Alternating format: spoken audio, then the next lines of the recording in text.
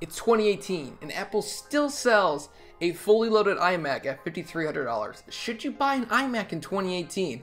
We'll discuss the positives, negatives, and everything in between. So the iMac has been a staple for Apple since the Steve Jobs era. The first one came out in 1998, and they've been releasing them relatively consistently for the last 20 or so years. The design has evolved, but sort of stayed the same, and it's one of the staples of what makes Apple Apple. When you think of an iMac, you think of Apple. Apple has sort of ruined the iMac in displays in some cases, outselling a cinema display, and everyone thought it was an iMac, so thanks Apple. But what are the reasons you would even consider buying an iMac in 2018? I'll go over them and everything. Let's just start right now. The positives of it are the screen you get. When you spend $12.99 or more, you either get a 4K screen on the 21.5 inch or a 5K screen on the 27-inch models. These are really, really good panels. They're P3 color. These are excellent screens. I mean, these are probably some of the best screens you can buy for a computer, even in 2018. The 5K screen, I had one of those. It was gorgeous. I mean, it's like surreal almost, because it's like so many pixels. But it's a great display. Obviously, that's a huge positive to these, is the display. That's one of the biggest selling points. The next one is Thunderbolt 3. It's in the USB Type-C form factor, which means that this computer that you buy will be usable, maybe not on the CPU side or the GPU side, but with Thunderbolt 3 and this USB Type-C, when everything begins to move that way, you are definitely going to be happy that you have a computer that already has that. And in 2018, we're not there yet, but 2019, 2020, 2021, we might be. So that's a huge positive. And finally, the last one is that the RAM is actually upgradable. There's a little slot in the back of the iMac that enables you to actually press a button, pop off the back, and put in some new RAM. So you can actually upgrade the RAM yourself. It's allowed by Apple, and that's kind of nice. It's nice that Apple actually allows you to upgrade something, but that's where the positives end. The biggest negative, I think, is that this is still running the 7th gen Intel processors. The leap from 4th to 6th to 7th gen processors was pretty much negligible, to say the least. The actual performance gain was maybe 5% year over year, and honestly 5% is nothing to write home about. But when you look at the performance jump on the multi-threaded side with the 8th gen chips, it wasn't just 5%. You're talking about 2 more cores. You're talking about 50% more performance. Looking at i5s that have 6 cores, i7s that have 6 cores, 12 threads, you can compare the i7 8700K, and that actually gets very, very, very similar multi-threaded performance to the base model 8-core iMac Pro. And the iMac Pro has 8 cores. The 8700 has 6 cores, which means you're actually going to be getting way better single-threaded performance on all your tasks with the 8700K when compared to the Xeon processor inside of that iMac Pro. And also, for those of you who don't know, Final Cut Pro uses this little technology called Intel QuickSync, and what that allows you to do is render your edits a lot faster. And actually, this is not available on Xeon chips. It's only available on Intel Core i series chips.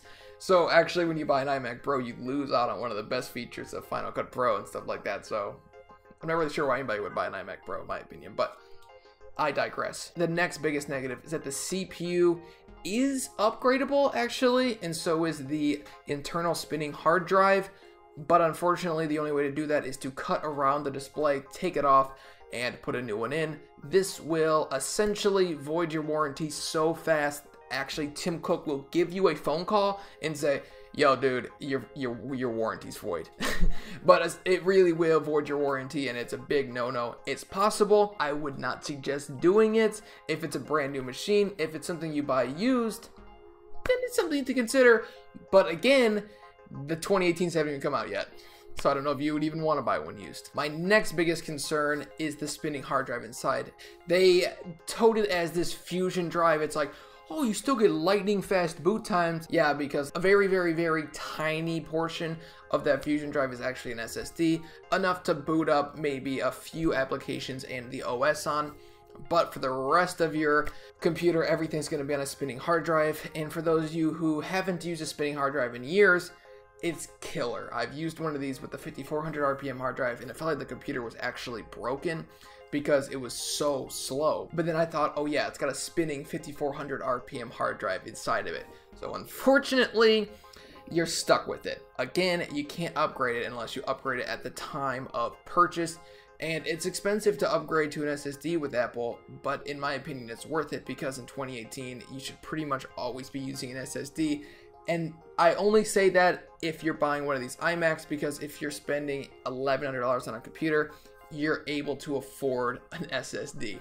Obviously, an SSD isn't available to everybody, but if you're spending this much money on an Apple computer and you're getting a spinning hard drive, you're getting screwed. The last thing, and I've sort of already touched on this, is the non-upgradability. I know I've already sort of mentioned that, but it just goes farther than cutting it open and then you ruin your user licensing agreement, you ruin everything. The GPU is not upgradable, the CPU is not upgradable, the hard drive is not upgradable. This is one of the only desktops you can buy where everything is not upgradable. It's frustrating, but you know what you're getting into. And honestly, looking at the pricing of these computers, you're better off just going with a MacBook Pro in 2018, the 2018 MacBook Pros, and getting an iMac.